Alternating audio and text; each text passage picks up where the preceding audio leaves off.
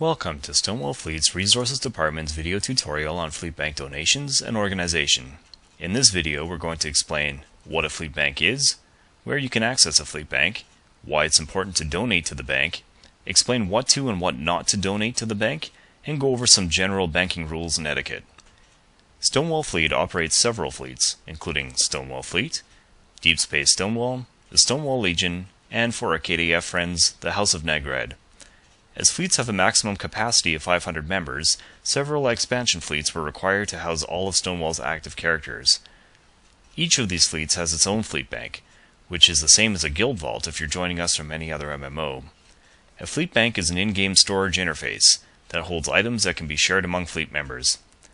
The fleet bank concept relies on the deposit or donation of quality items by members of the fleet into the bank so that other members of the fleet who are in need of said items can remove them from the bank for their own use. Let's start by heading to the fleet bank.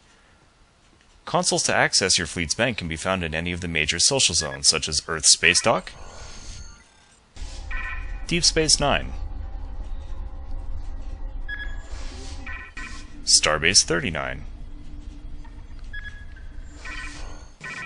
Hathon on Bajor, among many other locations throughout the Star Trek Online universe.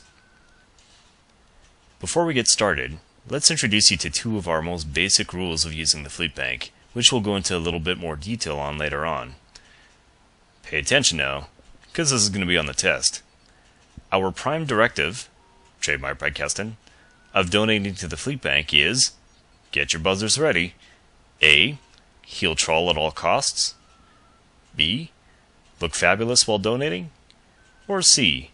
No common items, no lockboxes, no tribbles, no food. If you picked A, you know that you've probably run one too many ground STFs with the PvE department. If you picked B, you're still wrong, but chances are pretty good that you've joined the right fleet. But if you picked C, you're the real winner here today.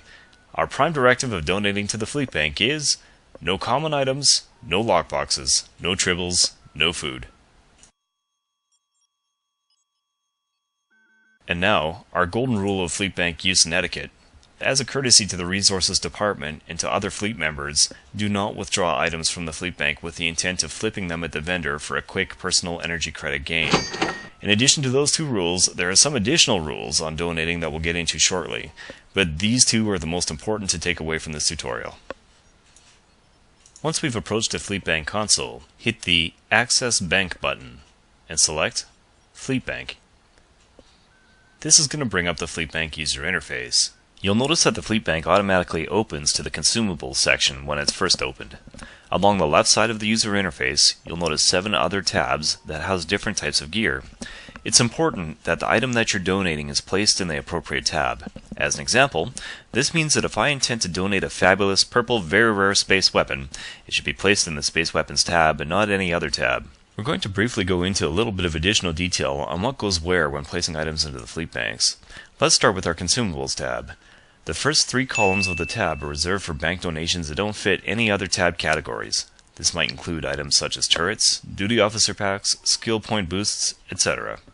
The next 2 columns are reserved for critical, major, and minor components to fix your ship and regenerators to heal your crew. The following 3 columns are for ground consumables, namely 1 column for shield charges, 1 for hyposprays, and 1 for power cells. The final 4 columns are for space consumables, namely 1 column for shield batteries, 1 for weapon batteries, 1 for engine batteries, and lastly 1 for auxiliary batteries. The following rule applies to every tab of the fleet bank. Please do not donate more items than there is allotted room for in the bank. For example, let's say that the shield battery column is completely full and I have 40 shield batteries I'd like to donate. I might be tempted to put those donations in the weapon battery column, or to hide them in some other tab in the bank, such as space gear. Please do not do this, as it makes the fleet bank look very messy, very quickly, and makes it difficult for people to find the items they need. Instead, consider selling those items at a vendor and depositing the funds from the sale back into the fleet bank or keeping them for yourself. That brings us to the most commonly asked about portion of this tab, the energy credits. You're likely to notice that there's a large stash of energy credits, usually totaling the hundreds of millions in each fleet. These have been amassing since the conception of each fleet, either by being donated by our members to be used for fleet-wide endeavors, or they're deposited when a member of the resources department cleans the banks, finds surplus items or items that aren't supposed to be in the bank, and sells them at a vendor before depositing the funds from that sale back into the fleet bank. What this means is that these funds have been collected for the benefit of the fleet as a whole. One of the most commonly asked questions is whether the fleet will consider loaning or giving members tens or in some cases hundreds of millions of energy credits so that one or two of our members can buy expensive items such as a Jem'Hadar attack ship or another lockbox ship of their choosing. This is unfortunately not a practice that we can engage in for a number of reasons, not the least of which is security, as we can never guarantee that that money will ever be reimbursed. What we do use these energy credits for is for purchasing items for the benefit of the fleet as a whole, such as prizes for fleet events from the exchange, or for purchasing items of which the fleet might be in short supply to get stalled starbase or other holding projects underway. We've covered a lot of information here so far, but the good news is that the remainder of the bank tabs are all identical in their layout, and are really easy to understand. Let's open up one of the other bank tabs now. You'll notice that we've split each tab into a series of columns.